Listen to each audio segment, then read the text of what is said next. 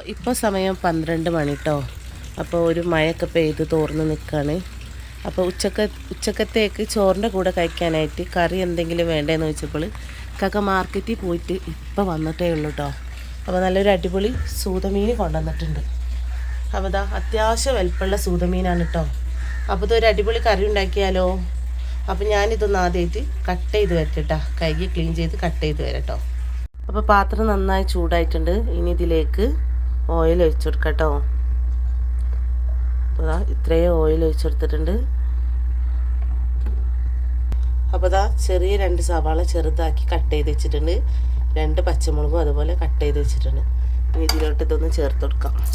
ഇതിലേക്ക് ആവശ്യത്തിന് ഉപ്പും കൂടി ഒന്ന് ചേർത്ത് കൊടുത്തിട്ട് ഒന്ന് വാട്ടിയെടുക്കാം. അപ്പോൾ ഉള്ളി നന്നായിട്ട് വാടി കിട്ടിയിട്ടുണ്ടെങ്കിൽ ഇതിലേക്ക് 5 അല്ലി വെളുത്തുള്ളി, 3 ഏലക്ക, പിന്നെ 2 ചെറിയ കഷ്ണം കറുകപ്പട്ട ഇതും കൂടി ഒന്ന് ചേർത്ത് കൊടുക്കാം. എന്നിട്ട് നന്നായിട്ടൊന്ന് മിക്സ് ചെയ്തെടുക്കാം. എന്നിട്ട് ഇത്രയും ഉലുവ ചേർത്ത് കൊടുക്കാം കേട്ടോ. പൊടിക്കാത്തതാണ്,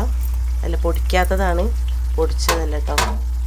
എന്നിട്ട് നന്നായിട്ട് മിക്സ് ചെയ്തതിന് ശേഷം എന്നിട്ട് ഇതിലോട്ട് ഒരു കയ്യിൽ സാദാ മുളകും മല്ലിയും കൂടി പൊടിച്ചതാണ് കേട്ടോ. എന്നിട്ട് 1.5 സ്പൂണ് കാശ്മീരി മുളക് പൊടി, അപ്പോൾ അതും കൂടി ഒന്ന് ചേർത്തിട്ട് നന്നായിട്ടൊന്ന് മിക്സ് ചെയ്തെടുക്കാം. എന്നിട്ട് 2 ചെറിയ തക്കാളി ഞാനിവിടെ മിക്സിയുടെ ജാറിലിട്ടിട്ട് ചെറുതായിട്ടൊന്ന് ക്രഷ് ചെയ്തെടുത്തിട്ടുണ്ട്. അതും കൂടി ഒന്ന് ചേർത്തെടുത്തിട്ട് നന്നായിട്ടൊന്ന് മിക്സ് ചെയ്തെടുക്കാം. എന്നിട്ട് ഇത്രയും പുളിവെള്ളം കൂടി ഒന്ന് ചേർത്ത് കൊടുക്കാം.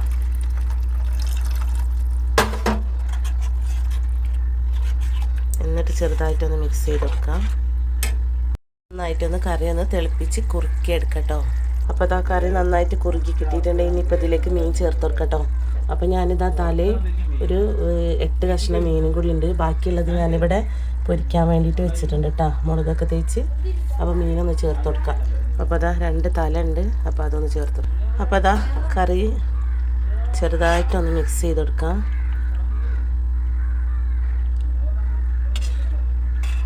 അടിപൊളി ടേസ്റ്റാണ്. ഞാനിവിടെ ഇടയ്ക്കിടയ്ക്ക് വെക്കാറുണ്ട് കേട്ടോ സൂതമീൻ കിട്ടിയാൽ.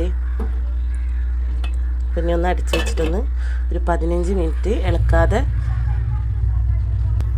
ഒന്ന് തിളപ്പിച്ചെടുക്കാം കേട്ടോ.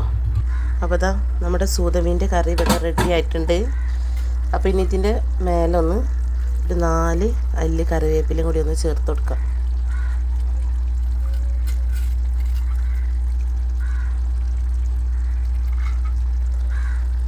അടിപൊളി സ്മെല്ല് വരുന്നുണ്ട് കേട്ടോ ഗായ്സ്, കണ്ടില്ലേ.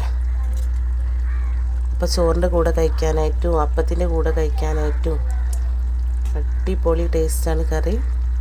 അപ്പോൾ ഈ കറി ഒന്ന് എന്താ പറയുക, ഇതുവരെ കഴിച്ചിട്ടില്ലാത്തവർ ഇതേപോലെ ഒന്ന് ഉണ്ടാക്കിയിട്ടൊന്ന് ചൂരമീൻ കിട്ടിയാലൊന്ന് ട്രൈ ചെയ്ത് നോക്കണേ. അപ്പോൾ ഏത് മീനായാലും കുഴപ്പമൊന്നുമില്ല, അടിപൊളി ടേസ്റ്റാണ്. അപ്പോൾ വീഡിയോ ഇഷ്ടമായ ലൈക്ക് ചെയ്യുക, ഷെയർ ചെയ്യുക, സബ്സ്ക്രൈബ് ചെയ്യുക, സപ്പോർട്ട് ചെയ്യുക. Okay, by.